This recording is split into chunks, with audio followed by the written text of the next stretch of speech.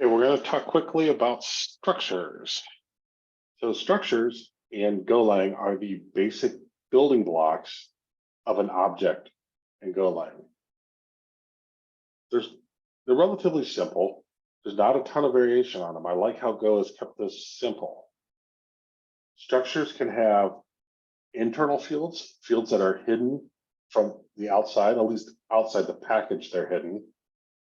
And you can have externalized fields. Now, like it or not, just accept this, what I'm going to tell you here. The differentiating fact, now, if you're familiar with Java, C, or Java and C++, there's, access modifiers that you put on them, public, private, etc. Golang did their own route here. Golang decided that if it's an external field, it's going to start with an uppercase letter. If it's an internal field, it's going to start with a lowercase letter. Don't talk to me about it. That's how it is. Let's look at an example here. So we're going to sneak in some function examples here too while we're working with this. So here is our old friend, our familiar data structure called sample structure. It's a type sample structure, a type struct. It's got two internal fields. Now, as you might guess, you could have all sorts of things. You could have int, you could have booleans, etc. Well, let's just keep it simple. So we have a field called exported data, which starts with a capital E, so that would be visible outside the package. Internal data starts with a lowercase I, so it is only visible inside the package. Now, a common way to initialize structures is to make a function called new, whatever your struct name is. Now, there's nothing special about this function. It's not like a super secret constructor like you have in C++ and Java. It's just another function. It just has a naming convention, and it's returning, if you recall, I'm having it return a pointer to that function because I like to pass things around by reference. So inside here, I'm using a built-in function called new, which will create a new instance and return a pointer to that of this structure. So the value of ret is actually a pointer to sample struct. And again, as I mentioned earlier, you don't have any weird or fancy accessor, depending on whether it's pointer or non-pointer. You just use the dot accessor to access the data structure. And I'm just initializing them to what was passed in and returning it. Simple.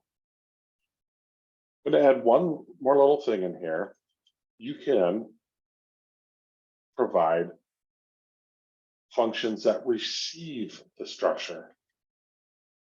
You can think of these as member structures or class functions, depending on the language you're used to working in. So this function automatically receives a pointer to sample struct. So this function called getInternal does nothing more than return the internal data structure. It's not that fancy here.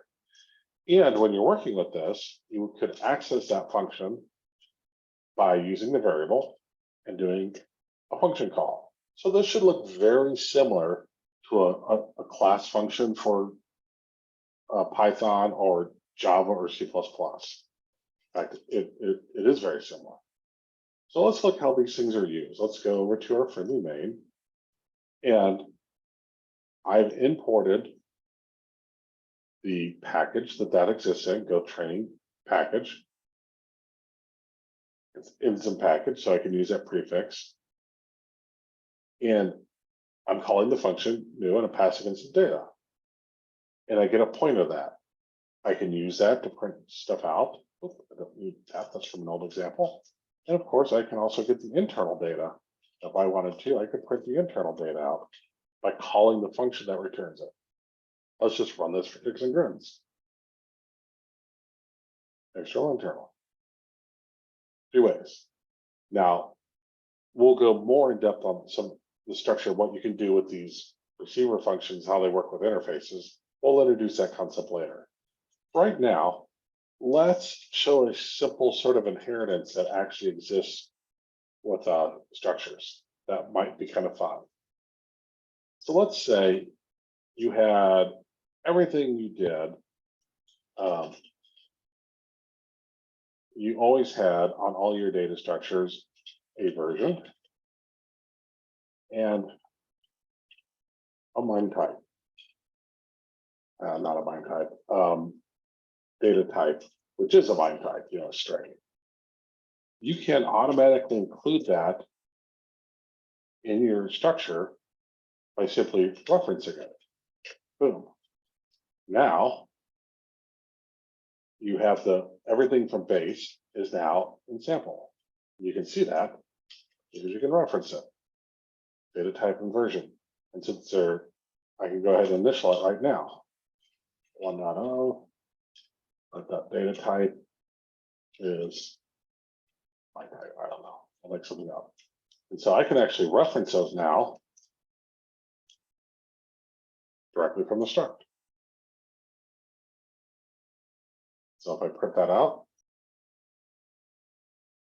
there I go, 1.0. So if I had something that I need to repeat a lot of times, I can just extract it out. And this is sort of the quasi inheritance. Now, I could have done it like that too, where I referenced an internal variable or an internal field name and made it of type base, in which case I would have had to put that in there, and that would have been fine too. I don't like that way. I like this way better. You can do it either way. It's all up to you. So this is structures. I'm going to stop here. This is all we need to know. There's not a lot of variations on structures. Next time we'll talk about interfaces.